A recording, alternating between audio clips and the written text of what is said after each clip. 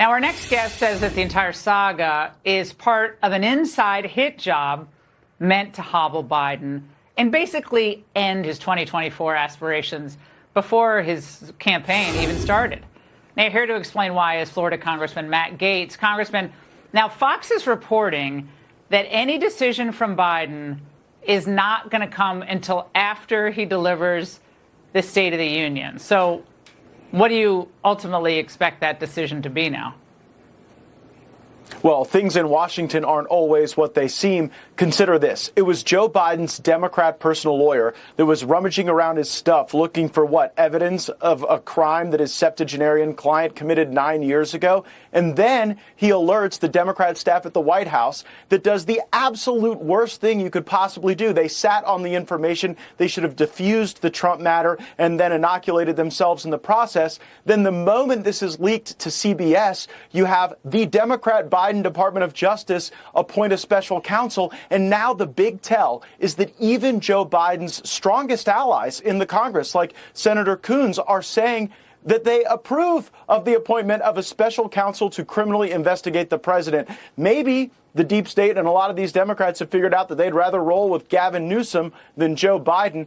The Republicans might not even have to help the Democrats take out their trash.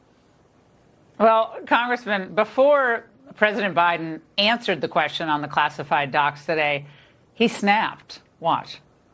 You know, I will answer the question, but here's the deal. You know, what quite frankly bugs me is that we have a serious problem here we're talking about what's going on, and the American people don't quite understand why you don't ask me questions about that. Now, Congressman, first of all, Gavin Newsom is ominously standing right behind him, which is kind of eerie.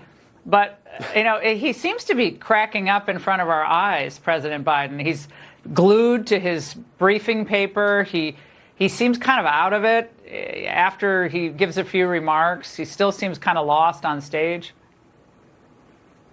Joe Biden's mad, and he should be. His own Department of Justice is now criminally investigating him. His own staff put him in a terrible position by sitting on this information, and his own lawyer was searching around for the evidence of a paperwork crime from almost a decade ago. So I get why Joe Biden's mad, and you could see Gavin Newsom's thought bubble in the background. He's actually measuring the drapes inside the Oval Office right now. But remember, just because the permanent bureaucratic state picked Joe Biden over Donald Trump in 2020, it doesn't necessarily mean that they're going to pick Joe Biden going forward in 2024. They may realize he is addled and breaking apart, and they care about power for the left. Don't forget that. It's not about Joe Biden. It's about maintaining power for the political left, and they may think that he's a bad bet going forward.